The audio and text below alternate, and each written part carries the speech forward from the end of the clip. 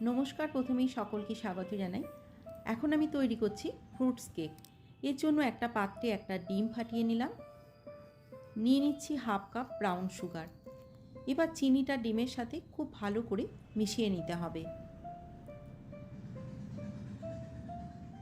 এখন এর মধ্যে নিচ্ছি 1 কাপ ময়দা, হাফ চামচ বেকিং পাউডার, হাফ চামচের থেকে কম নিলাম বেকিং সোডা। সব কিছু একসাথে আমি ছাঁকনি দিয়ে চেলে নেব। এবার অল্প অল্প করে দুধ অ্যাড করে ব্যাটারটা ভালো করে মেখে নিচ্ছি।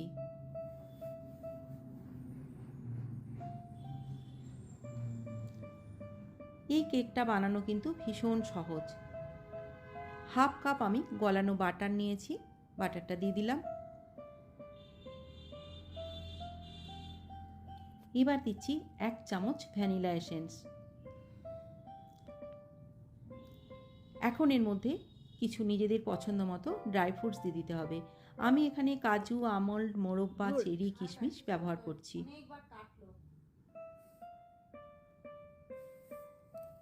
আবারও একবার সব কিছু মিশিয়ে নিচ্ছি। এখন যে পাত্রের মধ্যে কেকটা বসাবো সেই বাটিটা প্রথমে একটু বাটার লাগিয়ে নিয়ে একটা বাটার পেপার দিয়ে আবারও পুরো বাটিটার মধ্যে বাটার লাগিয়ে নিলাম। এবার কেকের ব্যাটারটা এর মধ্যে ঢেলে দিচ্ছি, একবার ট্যাপ করে নিচ্ছি। আর যে পাত্রে কেকটা আমি বসাবো কড়াটা আগে থেকে আমি প্রিহিট করতে দিয়ে দিয়েছি। ওপর থেকে বেশ কিছুটা ড্রাই ফ্রুটস আমি দিয়ে দিচ্ছি। কড়ার মধ্যে একটা স্ট্যান্ড দিয়ে এবার ঢাকা দিয়ে গ্যাসের ফ্লেম লো টু মিডিয়াম করে বসিয়ে দিলাম। ফিরে এলাম 45 মিনিট পর। একটু চেক করে নিই, দেখুন একদম রেডি হয়ে গেছে।